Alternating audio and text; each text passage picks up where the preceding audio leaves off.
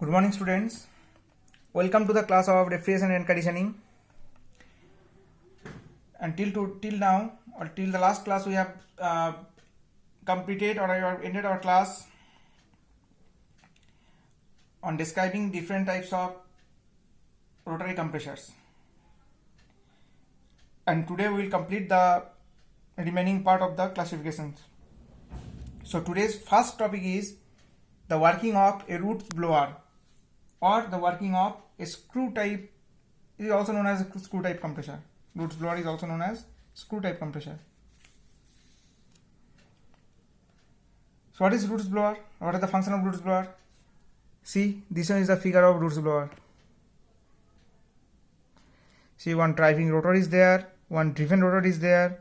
This is the low pressure side, inlet, high pressure. This is another chamber or delivery from the receiver. This is the receiver that will receive the high pressure refrigerant. So this roots blower is one type of positive displacement type rotary compressor, which consists of two rotors having two or three lobes having epicycloid or epicycloid and hypocycloid or involute profiles, so that they can remain in the proper contact all the time. See, here this driving rotor as well as the driven rotor are in a perfect contact. So their shape will be in hypocycloid or epicycloid type.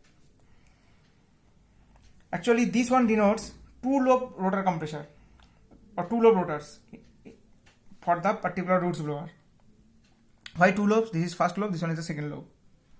This is one lobe, this is second lobe. It may be three lobe, two lobes. Yeah. Now to prevent the wear and tear of these two rotors, some clearance must be there in between these two. Now in between these two rotors, one is known as driving, another one is known as driven rotor. Why one is driving, another one is driven? Because out of these two, one will be driven by the prime mover and the another will be driven by the first one. If this one is the driving, so this will be driven by the prime mover and the second one will be driven by the first one. So because that means due to the rotation of this first one or movement of the first one, the second one will also move. Now when these two rotors rotate, then their typical geometry divides the region inside the casing into two regions. See, this is one region, this one is another region. One is high pressure, another one is low pressure.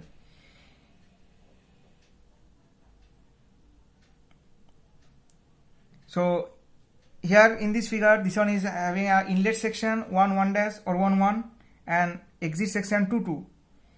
Now normal air at atmospheric pressure enters the casing and that will be trapped between the rotor A and the casing. So first, after suction, it will be trapped between the rotor A and the casing, this casing.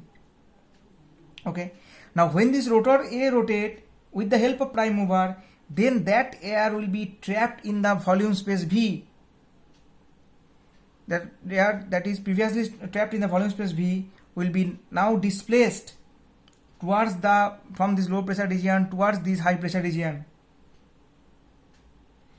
Now the fixed end is connected, that means the high pressure region, the fixed end is connected with a receiver in which the high pressure, high temperature air will be gradually transferred and the pressure inside the receiver will increase due to a cumulative effect of the air being transferred from atmospheric pressure region to the receiver region.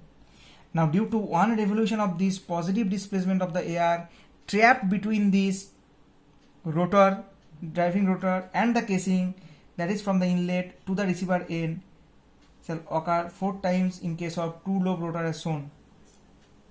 Again I am repeating, in one revolution, this positive displacement of air trapped between the rotor and the casing from inlet end to the receiver end shall occur 4 times in case of a two-lobe rotor. 1, 2, 3, 4 times. Due to one full rotation, one full revolution, 4 times the air will be displaced from inlet side to the high pressure side, that is the receiver side. And every time when the volume V of the entire volume of the air will be displaced without being compressed to the receiver side high pressure region.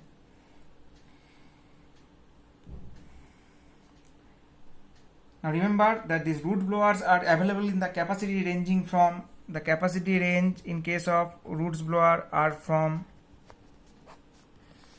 0.15 meter cube per minute to 1500 meter cube per minute, and pressure ratio 1 to 3.5. Okay, so this is the category roots blower. Now only two types are left. One is screw type or helical type compressor, another one is scroll type compressor. So this figure denotes it is screw type compressor. Now what is screw type compressor or helical type? See, just like the previous one, there is the roots blower. Here also some lobe type of rotor is there. In the previous case it was 2 lobe type, here it is 4 lobe type. See, 2 4 lobe type rotors are there. One will known as male rotor, another is called female rotor. Now screw type compressor is very much similar with the roots blower. These may be 2 spiral lobe rotors, out of which one is called male, another is called female rotor. Male rotor is is generally driving type, and the female rotor is driven type. It may be 3 lobes, it may be 4 lobes. Generally male rotor is having 3 to 4 lobes and female rotor having 4 to 6 lobes, which generally intermesh with a small clearance. Now meshing in case of this male and the female part is such that lobes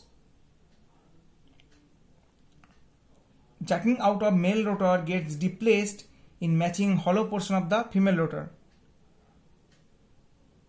Initially, before this intermeshing, this one is the hollow portion or the casing. This hollow portion remain filled with the gaseous fluid at the inlet port. See, here is the inlet port is there. This is the outlet port. So in this portion, these 2 rotors will be present. Now, as the rotation begins of any one of the rotor, the surface in contact with the rotor moves parallel to the axis of the rotor towards the outlet in this direction, outlet end, and gradually that will compress the fluid that will previously trapped, and the volume trapped in the in this small space, and through this outlet port we can get a high pressure, high temperature refrigerant. And in case of this screw type compressor, it is having a capacity, or it is capable of handling gas flows ranging from 200 to 20,000 meter cube per hour under a discharge pressure of 3 bar gauge pressure, from up to 3 bar in a single stage to 13 bar in a 2 stage. And the stage pressure ratio in case of this screw type is generally 2. Now the one part is remaining, that is scroll type compressor. See, regarding scroll type compressor, here 4 figures are there simultaneously, A, B, C, D. Now scroll type compressor generally valve-less positive displacement type machine. These are valve-less. One special characteristic is valve-less positive displacement machines like rotary and screw compressor. And because of their simplicity in design, they have become very popular with the industry in recent years. Now in scroll type compression, compression is achieved by 2 interfitting spiral shaped scroll members. See, here 2 members is there. This is one member, this is another member. So 2 interfitting scroll members are there, with respect to which you can achieve the compression process. Now out of these 2 scroll member, one is known as fixed scroll, another is called orbiting scroll. Fixed scroll is generally fixed, orbiting scroll is generally rotates. Here the cross-sectional views are given of both fixed scroll and orbiting scroll. Now these compressors are currently preferred in case of residential and commercial refrigeration and air conditioning, and also in case of automotive air conditioning applications. Now how the compression process is carried out? The fixed and the orbiting scroll have geometrically matching surfaces. If you look at these two figures, these are geometrically matched. Now the two scrolls are fitted to form the pocket of gas. Here the gas pocket is formed. Now the suction gas is generally sealed in the pockets of a particular volume or a given volume at the outer periphery of the scroll, and the compression is achieved by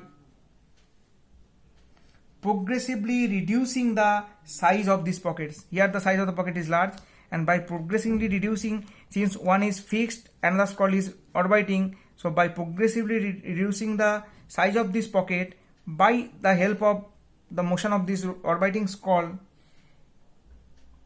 the refrigerant is being compressed and will be moved towards the discharge port. Now with respect to this fourth figure, the sequence of compression process is described. In the figure A, the outermost pocket, this one is the outermost pocket, this one. So the outermost pockets are sealed. See, this pocket is sealed, totally sealed. This one is totally sealed. So suction gas is generally trapped just before the compression begins. Okay. Now in figure B, at this stage, due to the rotary motion or orbiting motion of this orbiting scroll, that will moves the gas to the center. When it starts to rotate, this orbiting scroll starts to rotate. See, the position of this one will change. So the orbiting motion moves the gas to the center, and the pocket volume, these are the pocket volumes, and the pocket volume progressively gets reduces, and the pressure rise takes place. In this figure, after continuous rotation, ultimately the pocket volume will be reduced to this one. And in the figure D, the gas will reach the discharge port in the center, present in the center, and the discharge of the high pressure, high temperature refrigerant takes place. And at the same time, simultaneously, suction will again begin at the outer periphery. Again, pocket will form, outermost pocket are sealed off, and the process will repeat. So by this way, the scroll type rotary compressor works. So these are the classifications of different types of rotary compressor and with their working and applications. With this, I end this chapter of refrigerating compressor. Thank you.